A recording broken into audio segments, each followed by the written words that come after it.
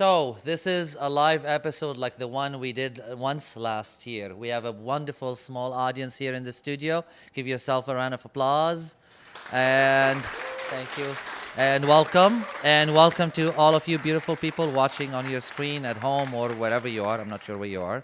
I'm going to keep this short. We have two things to mention. This is the last episode of season 3, and this is the last episode of Mark and his team who've been here with us from day one as our director and film crew. They're going to be leaving us, so this is a bittersweet episode for me. Mark and guys, you've been amazing. I love you, and give yourself a bow, and I'll miss you. In September, we're going to have Media Fontaine taking over as our production crew. This episode is a little different. We don't have any reporters. I'm going to be hosting by myself, but we're going to be meeting 3 wonderful comedians, and we're going to laugh with them and chat with them. We got Adrienne Fish, we got Brian Millward, and we got Chantel Marostica. So let's get this laugh party started with Adrienne Fish, who's been nominated by Now Magazine as one of Toronto's best female stand-up comics. So that's a big feat. Let's welcome Adrienne.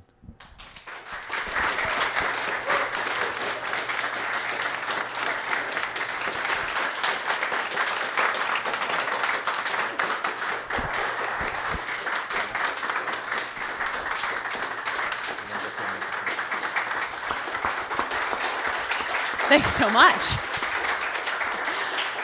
Thank you. Nice to be here. It is nice to be here. I'm in a good place these days in my life. I recently just quit my day job. Thanks. Yeah. I've never gotten to quit a job in my entire life. Like I've just always been fired. So this was fantastic. It's cool. I'm doing stand-up full-time now. And what's really nice about it is that my parents support me, like 100%. They back me up in my choices. And a lot of people are like, wow, your parents must be really, like, amazing people. And they are. They're really cool people for doing that. But actually, to be honest, I think I had a lot to do with it. So here's a little hot tip if you're looking to go after your dreams. In my early 20s, I got into a relationship. It was like a classic relationship story. It was girl meets girl. Other than that, a girl falls in love with girl. Girls get addicted to cocaine. We spent $12,000 in 3 months. I started stealing from my friends and family. I got kicked out of my house. I had to rent a U-Haul, like literally a lesbian U-Haul. I ended up crashing in the U-Haul into a liquor store. I couldn't afford the damages, so me and my girlfriend had to flee the city. We were living out east at the time. We fled the city. We moved to Toronto. I lived on the streets for a little while. I actually had like a nickname in one of the shelters. It was called like Ass Cube because I asked for blankets one night. It was nuts. And this chaos continued for 4 more years until finally I came to my senses and broke up with a girl. And here's the ticket, kids. And then I started a career in stand-up. So message to the youth. You got to go through a debilitating drug addiction early so that anything after that is just like a smashing success. Like my parents aren't disappointed in me. They are goddamn relieved. Compared to the path I was on, I am like pretty much walking shoulder to shoulder with Jesus Christ himself. Can I get an amen? That's my time. I've been Adrienne Fish. Thank you so much.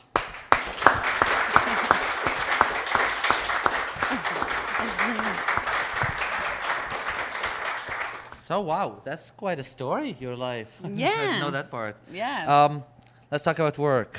You recently recorded your second nationally aired TV taping. Yeah. Congratulations. Thank you so much. How did that go?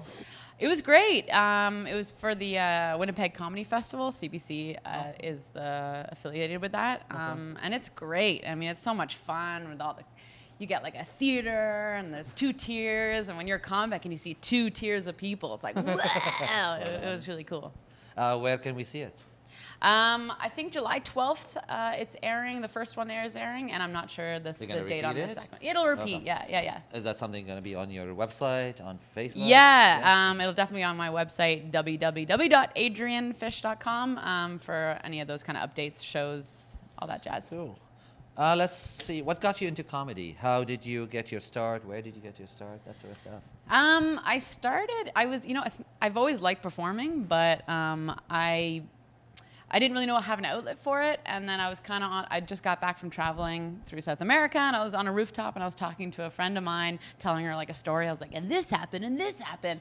And she was laughing, and she's like, you should try doing stand-up. And I was like, bing. It was kind of like a eureka moment. I was like, yeah, I should try doing stand-up. Who gave you your start? Who gave me my start? What theater? What group? What? It was actually a buddy of mine who's a comic named Sandro Veri, who's a killer comic. He like booked me in for my first show. Yeah, which you kind of need someone to do. Sometimes you need someone to like hold your hand and be like, you're going, this is your date of your first show. You have a month, so then you got to do it. Nice. Yeah. You tour across Canada, the U.S., you perform at various clubs, colleges, universities. You open for comedians, you do the festivals. Oof, I'm getting tired. Is that the fun part of a comedian's life, or is that the hectic part of it? I like it. I mean, it is hectic and it's fun, but I'm still relatively new to the game. So the traveling and the being on the road, like, it's still really exciting for me. It's exciting. Yeah. No, you walk into a hotel room like, a mini soap. Somewhere it's new every day. Yeah. And you have some shows coming up? What's going on? I do, yeah. I have a couple really good Pride shows coming up. One of them is the Church Street Comedy Show that we do every month, once a month at Pegasus, which is happening June 18th. But a big one, which I'm really super pumped for, is it's Girl Play Toronto is putting it on, and it's happening at Comedy Bar. And Elvira Kurt is hosting it. I'll be headlining it, and like a bunch of killer comics are on it. So if this airs before that, you get tickets. Girl Play Toronto. It's called Giggles, and it's happening at Comedy Bar June 22nd. If not, at least you have 15 people then. Yeah. Tickets there. You guys should come. You got to get tickets early because it's going to sell out. Girlplaytoronto.com. Giggles. You are on the radio. What do you do on the radio? Do you know the show CBC The Debaters? Yes. Yeah. So I was on that a little while ago, which is super fun. It was really fun. Yeah. All right. If anybody who's seen the show knows that we usually wrap up, and I hate to wrap up because this has been delightful. Sure. But we're going to ask you some fast questions. Who influences you from the comedy greats? George Carlin and Louis C.K. and Ellen DeGeneres. Beautiful. Top 3. Yeah. Who makes you laugh so hard you'd spit your drink? Comedians or people in my life? Sure, either. My sister. My sister's the funniest person in the world. Yeah. Nice. Suzanne Fish. Favorite dish to make in the kitchen? Ooh, quiche. Yeah, good. You make quiche. It's like a recipe that's been passed down generation to generation. It's really good. When you want to say, the hell with the kitchen, I don't want to make quiche, what do you eat outside? Ooh, pizza. Every day of my life. Yeah. Your favorite vacation spot? Vacation spot? Yeah. Peru. Nice. And last word to everyone here and the audience and anybody watching. Last words? Yeah, to the community and to the audience. Live your life. Hey. Goodbye. Thank you. Yeah, cheers. Thanks, guys. Well, everyone, we're going to take a little break, and we're going to be back with Brian Millward. You'll love the guy. So he's great. Yeah, there you go. We'll see you soon. Cheers.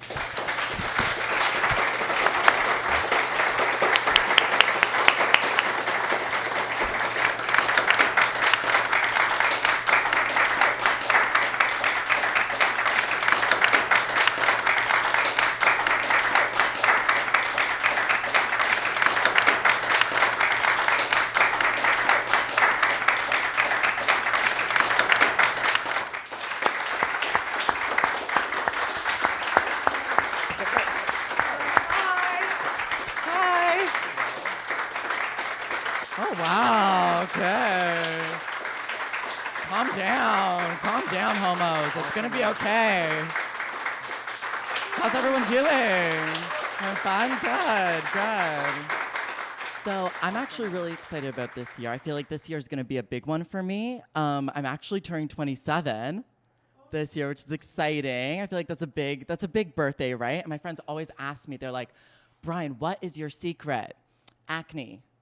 That's how you do it. You got, can you actually, right there, can you see that doozy? Can you see that one? Thought that one was cancer. No, went to the doctor. Turns out it's just my good old friend cystic acne. Back with a vengeance, yeah. Cystic acne, the grossest, like thanks Cosmo for ruining my self-confidence. The two grossest words you put together, cystic acne, and it's on my face. That's disgusting. Like we couldn't name it something cooler, like I don't know, super acne, because it's long lasting or something. It's gotta be cystic, like, oh, it's so gross. So gross. And do you know what the weirdest part is? I actually have perfectly straight teeth. I just got these braces so it would go with the acne. It's very important. Gays, it's important to accessorize correctly. We all know that. For your body type and whatever mess is going on up here. It's very important. But do you know what the fun thing is, though? I actually find I'm getting hit on like more now with the braces than before when I didn't have them. Like, guys, I am crushing it with the baby boomer demographic. Oh, my God. Killing it. Oh, like, guys, I feel like you don't understand. Like right now, I'm getting right swiped by all the Woody Allens of Toronto. Just bam, bam, bam. Like, oh. I feel like some of you guys still aren't bored. Okay, guys, I am getting so much grandpa dick right now. Thanks, guys, for listening to my jokes.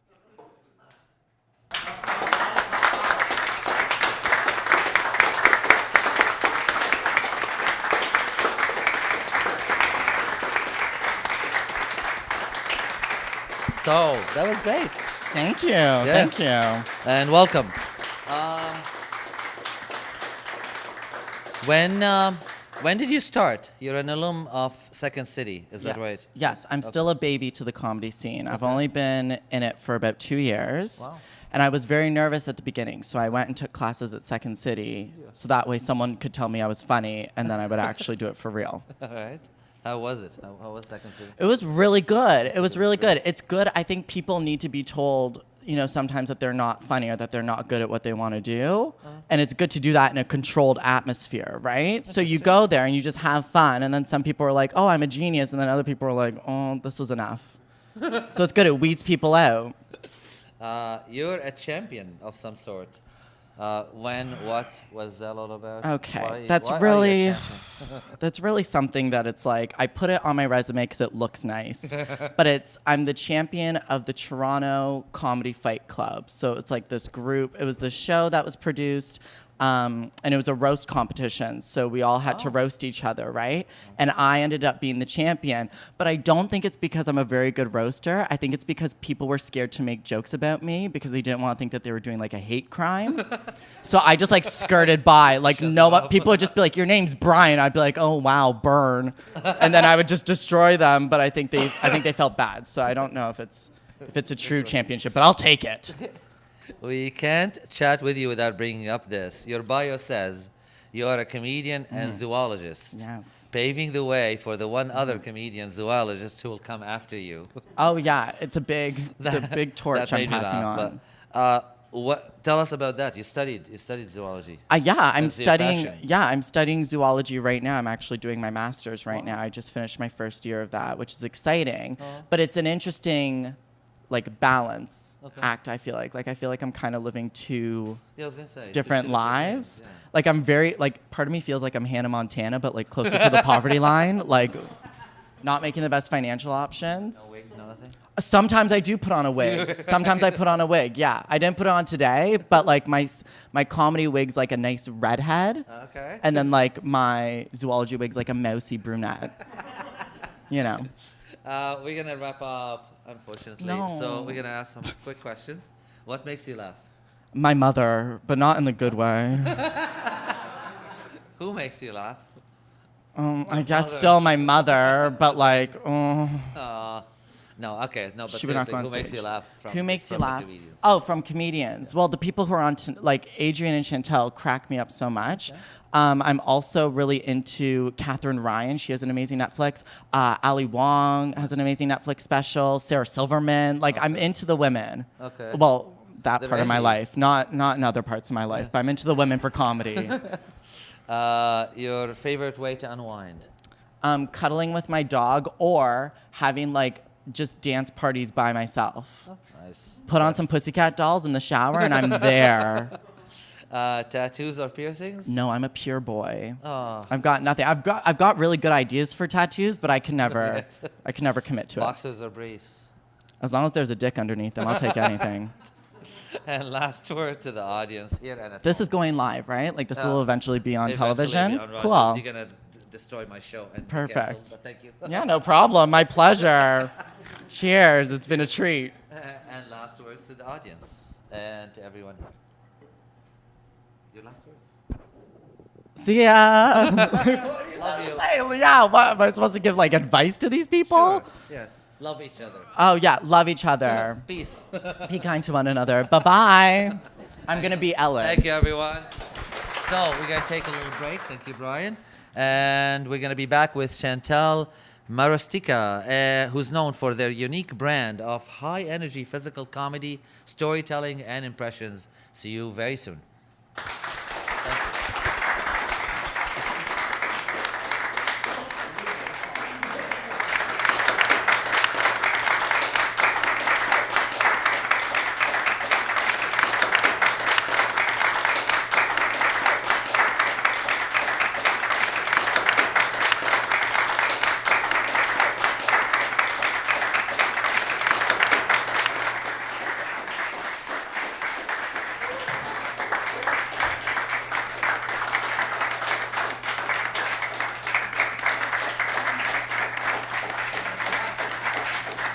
Thanks, everyone.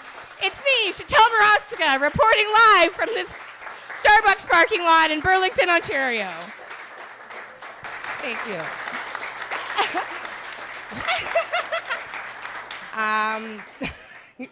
This is the most different set that I've ever done, I think, because you're right there, and that Yeah, this is a green screen. I'm actually in a parking lot. Usually, like doing stand-up, I usually do all my sets in like creepy basements. It's like anywhere, even if I'm like going down the stairs, going up the stairs, there's windows everywhere. It's a creepy basement. It always has the same feeling. I'm always like, man, I feel like a woman, incredibly unsafe at all times. That's just how it is to do stand-up. But that's like the only time that I do feel like a woman. I feel like we're like the Muppets right now. Do you feel like a Muppet? Yeah, I feel like a Muppet. I feel like the only time I feel like a woman is when I feel unsafe doing stand-up, because like if you didn't look at me, I don't really give off that vibe of being a female, I guess. I don't know, I get misgendered a lot. Like this is like, I'm this gay for a reason, so that like men don't talk to me on the street, and it works. Like the only time that men talk to me is when I'm like this. Like when I'm one of them, and they're like, hey man, can I borrow a dart? And I'm like, yeah, you need a light? Sugar tits? Like, yeah. It's pretty easy to look this gay. You just have to give up. Yeah, no, everything I'm wearing is made of jean, even if it doesn't look like it. My left breast is a jean pocket. I'm made of fanny packs. I don't even have a uterus. I have a beautiful girlfriend. She's so gorgeous, and when we first met, I was like, I'm gonna impress. I'm gonna be the best. I'm so good in bed. I'm gonna be so good, because I wanted. She's so beautiful. I wanted to impress her, but it's just like, what do you do when someone's that pretty? You know, like when we were about to have sex, and I was like, wah! Like I don't know, and she was like, no, stop, don't. And I was like, oh, is it too much for you? And she was like, no, stop saying wow so much. I thought I was playing it really cool. I thought I was like, I was just playing it cool. And I was like in my head, it was like, I've been really trying, baby. Trying to hold back these feelings so long, brah. And if you feel like I feel, baby, pants. Come on, oh, come on. Let's get it on. Oh, nope. That's not how it went. It wasn't like that at all. That was in my head, the dream scenario. It really went like this. Oh, wow! Oh, wow! Whoa! Holy guacamole! Oh, I'd like to thank the Academy. I'd like to thank my mother? Let's thank our troops. Let's bring our boys home. Oh, wow. Because apparently I'm Owen Wilson in bed. I don't know. I'm not really sure. That's enough for me reporting live in this parking lot. You guys have a safe and happy Christmas. Chantel Marostica. You shut up! Get out! Dad? Thank you. You, Chantel, you killed it. Thank you. I crushed it. You crushed it. How does one become a comedian? Or is it something you just are? You are not. You're not just born a comedian. You can be born with funny. Yeah. Funny, like I was born with the genes to look kind of like Guy Fieri and Jimmy Neutron and Justin Bieber at the same time. So it was like, what are they gonna do with their life? And comedy was just a natural thing. Yeah. So do you train to be a comedian? Well, something no, you can go to school, but if you just you can get really fat and then joke about being fat. I don't really know. I never went to school to be. Yeah, you have to have a gimmick. I was like, I'll date women. I'm a millionaire now. The funny part. It's great. I miss men. How did you get your start? You just said that you've been performing for 12 years? Yeah, I've been performing professionally for about 5 or 6, and it's a long road, though. So I started in Montreal. I'm from Winnipeg, Manitoba. Oh. They were like, we've never heard of comedy here, only racism and stabbing. So I was like, 1 ticket to Montreal, please. And that's where I started. Yeah. And how did you get to Toronto? And then I went back to Winnipeg because I was like, hey, do you want to have a coke addiction? And I was like, yeah. And then I moved back to Winnipeg. Then I moved to Toronto. It was crazy. Welcome. I saw a lot of festivals in your bio. Tell us about a few highlights of your favorites. Have you heard of the Thunder Bay Comedy Festival? I don't know. Have you? If you haven't, that's okay, but I did it, okay? Also the Guelph Comedy Festival, Peace Country Comedy Festival. You know what? You can put festival after anything and not pay a performer, and it'll work. We'll do it. Make it sound smart. Yeah. There's some places where they paid me in pizza, and I was like, good gimmick. It's time to wrap up, so we're going to ask you some quick questions. Let's do it. Your favorite spot in Toronto? My bed. There we go. I fight We're all going to our bed after. I fight my depression daily. Your favorite pet? My dog Sprocket. Yay! And my 4 turtles. That's right. You have turtles? Yeah, that's a lesbian stereotype. You know what they say? 4 turtles. Whoa, get out of there. You're a lesbian. U-Haul and adopt yeah, and tanks. Yeah, it's just a swishy U-Haul. Your favorite funny actor or actress? The Dory from Finding Nemo. Aww. Ellen. Sorry. Ellen. Your drink of choice? All of them. Whatever gets you drunk. Yeah, yeah. On a romantic date, flowers or chocolates? To eat chocolate. Okay.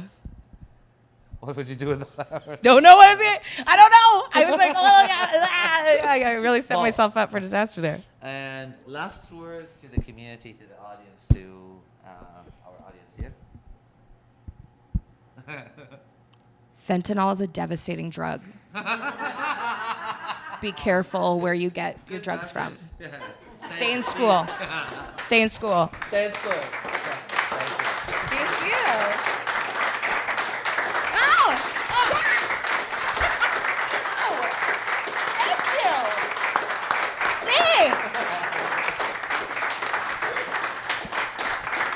And then it's there. Oh, yeah. I get it. Yeah, thank you.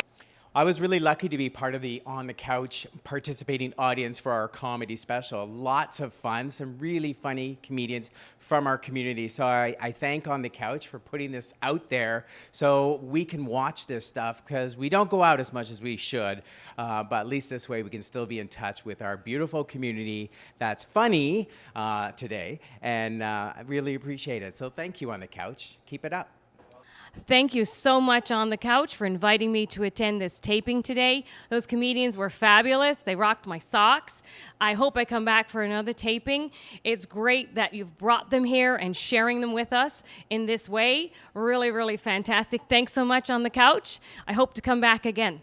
So this is my first live taping for On the Couch, and it was great. I had a good time. I got to see some comedians from our community, and I really enjoyed them. I had no idea they existed, but it was great. Thanks, Antoine, for having me here, and the audience was great, so I had a good time. Everybody had a good time. Thank you.